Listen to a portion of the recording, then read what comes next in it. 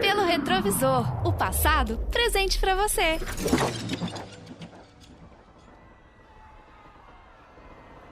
15 de abril de 1912, 2h20 da madrugada.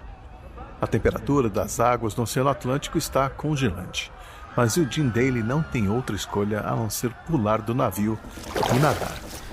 Ele é um dos 2.223 passageiros e tripulantes a bordo do navio Titanic, que está a ponto de afundar completamente.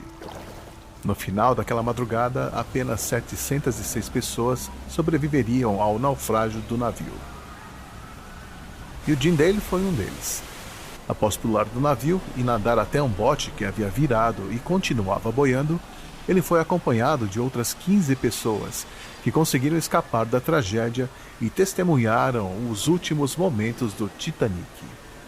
Ele viu quando a polpa do navio ficou empinada, como um arranha-céu em Nova York, antes de afundar de forma pacífica sob as águas, e sem puxar outros barcos que estavam próximos dele. Eugene e outros sobreviventes tiveram que esperar 70 minutos até que outro navio, o RMS Carpathia, os resgatassem e chegassem a Nova York 3 dias depois.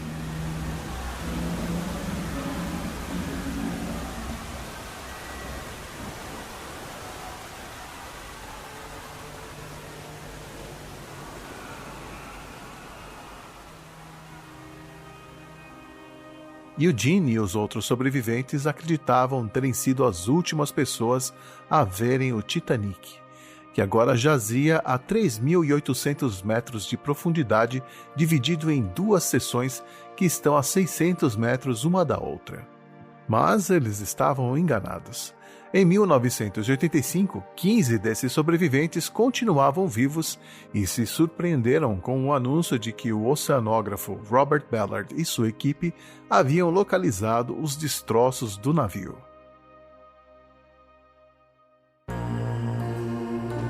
Eu sou o Xi e este é o Pelo Retrovisor, o podcast que faz o passado presente para você. Nesta edição, nós vamos relembrar como os destroços do Titanic foram encontrados no dia 1º de setembro de 1985. Pelo retrovisor, o passado presente para você. A busca pelos destroços do navio atraiu milhares de pessoas ao longo dos anos, desde o seu naufrágio, ainda que por motivos diferentes. Umas almejavam encontrar os corpos e enterrar seus entes queridos. Outras estavam mais interessadas nas joias e pertences de valor que estavam a bordo do navio.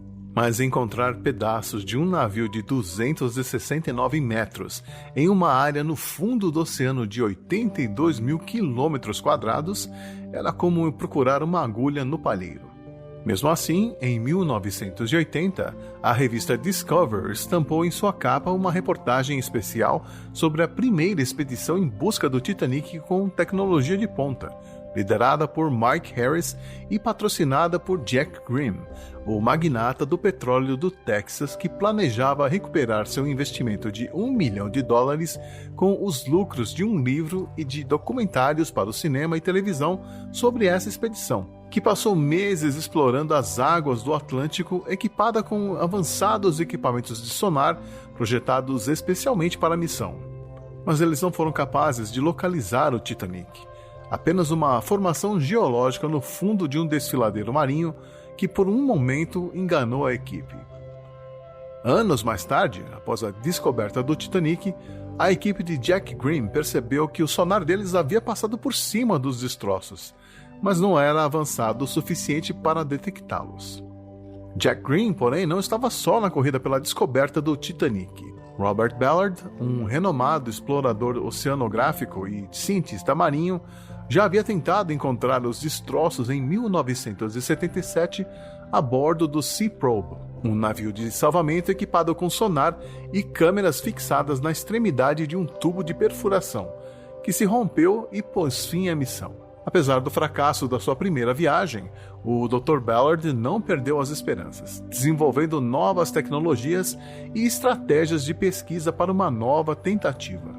Em 1982, Ballard se reuniu com representantes da Marinha Americana para solicitar financiamento para desenvolver a tecnologia de robôs submarinos que ele precisava para encontrar o Titanic. Essa tecnologia era um sistema composto por um submarino robô controlado remotamente chamado Jason e Argo, um sistema de sonar e câmeras. Eles eram conectados a um navio através de uma plataforma chamada Medea, que ficava submersa para se manter estável e era conectada por um cabo de aço ao navio, onde ficava a equipe. Ronald Turnman, na época vice-chefe de operações militares navais e submarinas, disse a Ballard que eles tinham interesse no desenvolvimento de tal tecnologia, mas com o objetivo de investigar os destroços de 2 submarinos nucleares que haviam afundado nos anos 60 em locais próximos ao Titanic, o USS Thrasher e o USS Scorpion. Havia um receio de que os russos poderiam descobrir segredos militares que haviam afundado com os submarinos. Ao perceber a oportunidade, Ballard se voluntariou para encontrar os destroços dos 2 submarinos, desde que a Marinha permitisse que ele aproveitasse a ocasião para usar o tempo e os recursos da missão para também procurar pelo Titanic. Em 1984, já com toda a tecnologia desenvolvida e aprovada, Ballard e sua equipe conseguiram localizar os destroços de um dos submarinos, o Thrasher. No ano seguinte, uma segunda expedição seria financiada para encontrar o outro submarino, o Scorpion. Ballard sabia que esta era a última oportunidade que ele teria para usar os recursos da Marinha na sua busca pelo Titanic. A bordo do navio Nor, a equipe conseguiu localizar os restos do Scorpion 12 dias antes do prazo dado pela Marinha. Agora eles finalmente poderiam voltar as suas atenções na busca pelo Titanic.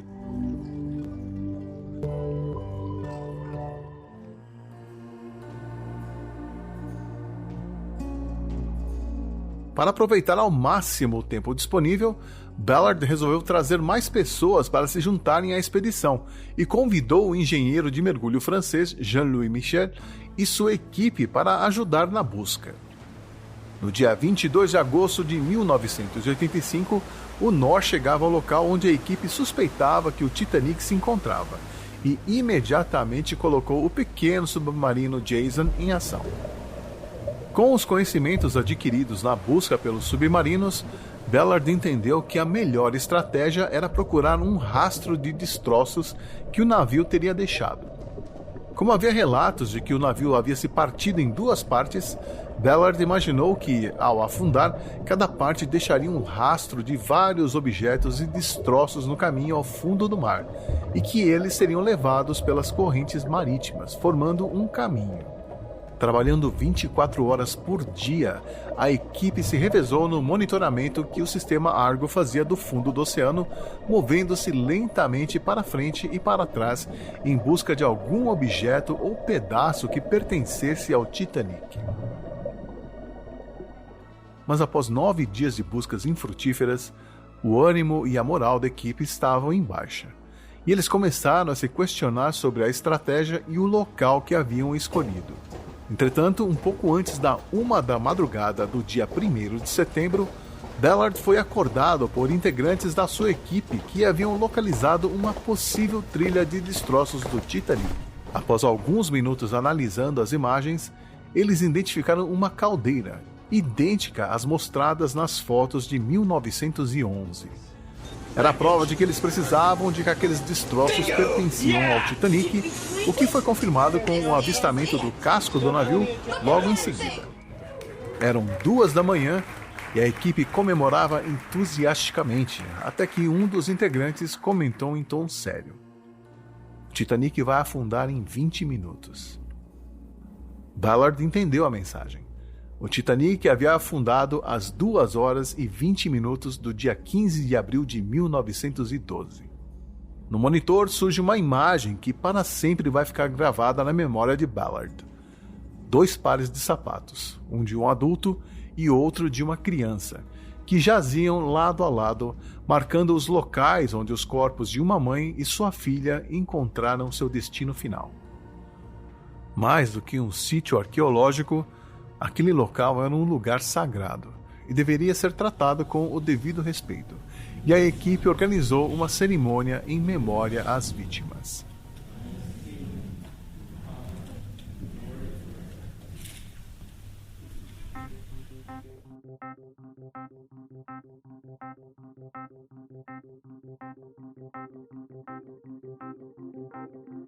Se a descoberta dos 2 submarinos foi mantida em segredo devido à Guerra Fria, o mesmo não aconteceu com o Titanic.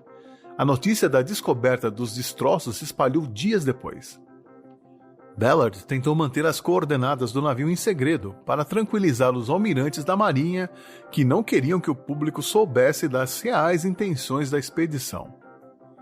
Os membros da equipe de busca foram recebidos como heróis, com centenas de repórteres lotando o cais e 2 helicópteros de redes de TV sobrevoando o navio, que chegou escoltado pelos barcos da Guarda Costeira.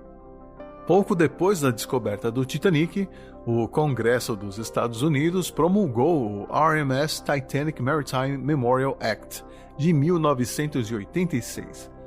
A lei proíbe a remoção dos destroços do seu local, mas permite que pessoas se aproximem para atividades de exploração limitadas com o propósito de aumentar o conhecimento público do significado científico, cultural e histórico do Titanic.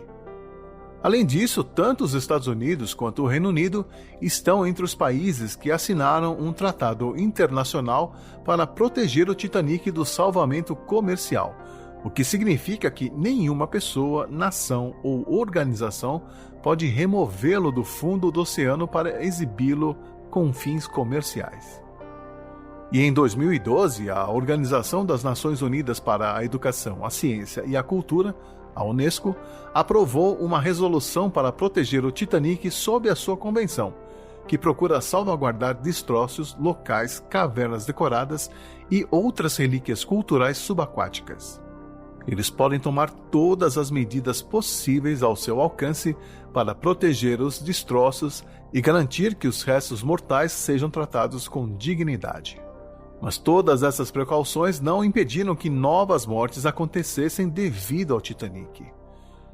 Em 18 de junho de 2023, a empresa OceanGate organizou uma viagem aos destroços do Titanic que acabou matando todos os 5 ocupantes da embarcação, incluindo o CEO da empresa, após o que provavelmente foi uma implosão catastrófica do submersível.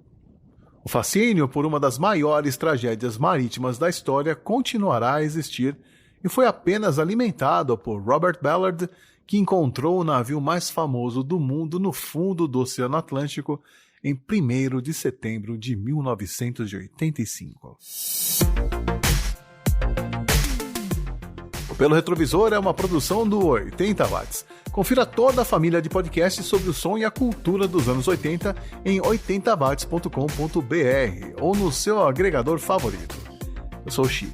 Obrigado por ouvir esta edição e até a próxima lembrança dos anos 80.